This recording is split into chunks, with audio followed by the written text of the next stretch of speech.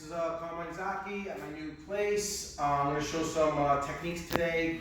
I'm going to show guillotine because it's a move that happens in beginner level and advanced level. So we're going to try to go through the understanding of the top guy doing the guillotine and the bottom guy escaping. We're going to go through a sequence of moves, okay? So first we have to understand why a guillotine works. A guillotine works because if I grab him by his head and I just lift him by his neck, it's his whole body weight lifting him up by his neck. See, and this would be the guillotine. And what happens is that on the ground, when I get him in a guillotine, it's my legs that are extending him.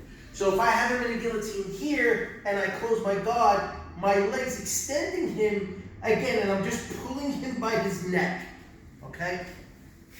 So, one of the easiest ways to defend this move when a guy gets me in a guillotine is I want to connect, my arm is connected to my body, and it's what it's going to do is that when he tries to guillotine me, as soon as I put my arm over his back, I take away 50% of his choke, because my arm being connected to my body, he can't just lift me by my head. Now the next thing is he wants to kind of pelvis in and lift me up. So I would block his hip or block his hip with my leg, try to choke me, and he can't finish the move, right? On the ground, go down. Again, the way he would finish on the ground is by him extending his legs and pulling me by my neck is how he's getting that angle. So again, I do the same thing. I connect my body to his body so he can't just extend me. And now how I'm going to defeat his legs is by standing. So again, he gets closed guard. Look, I'm going to lean all my body weight forward, trying to choke me. And he can't. If he gets tight, I can fight his hands. So that would be the way I defend this choke. Now the combination of this move is that this guy understands how I'm going to defend this choke if he's a skilled guy. So I have to have options, right? Come here. So look, if I grab him by the neck and I go for a guillotine, first of all, if you do a guillotine, I kind of want to have my shoulder, I don't want to lean back. I kind of have my shoulder on top of his neck. Now, if I extend it, he does the defense, he puts the arm over, he's standing up, and I can't finish him from here. I know that what's stopping me is his legs that are making pressure. So look, I'm going to open my legs up, and I'm just going to kind of shimmy him down, break his posture, and I would also finish the choke again there. So come back. I go for the guillotine, I got guard, he does the defense, I'm trying to choke him, and I know that his legs are the ones that are keeping me from choking him. So look, I open my legs, and I just shimmy him hard. Once I break his balance, I can immediately go back to attacking his neck. See, and I choke, and attack.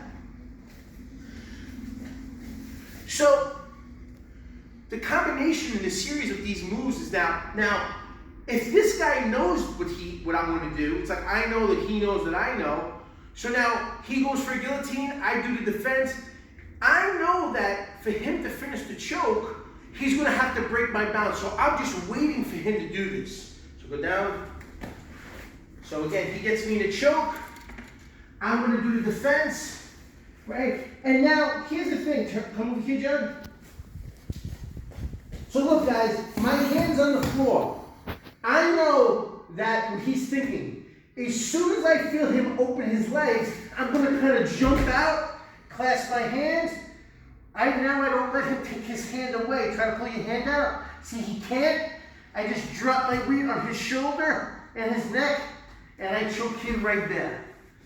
So it's like, I know that he knows that I know. I know that he has to open his legs to try to finish that guillotine, so I'm just waiting for him. Go do it again. So again, he's got the guillotine, I do the defense, my hand's on the mat, I'm just waiting for him. As soon as I feel him open his legs, I jump out, clasp my hands, shoulder in his face, and I make him tap. Come on. The last part of this sequence, guys, is again, I'm the guy at the bottom. I kind of understand that the guy I'm fighting is a good guy. And he might jump out. He might just be waiting for me to try to break him down. so he can kind of pass my guard and maybe choke me. So now I don't want to open my guard. So look, I'm here, I'm going for a guillotine. He's making all this pressure. So now what I do is I do something different. My right arm is going to go under his armpit. See, and I clasp my hands. As soon as I clasp my hands, he's trapped here.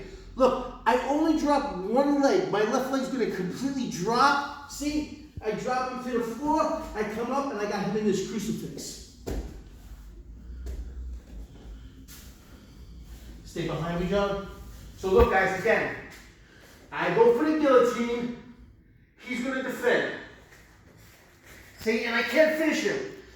Before he realizes it, look, I come under and clasp my hands.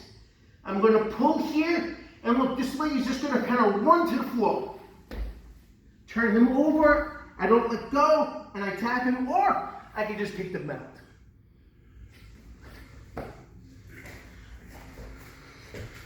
So that was just a 4-move sequence, guys.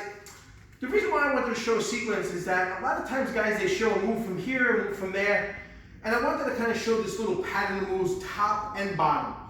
So this is kind of a good sequence for, now you know what to do if a guy gets you in a guillotine, or what to look for, or you know what to do if I do get a guy in a guillotine, what's my options? Thanks, guys.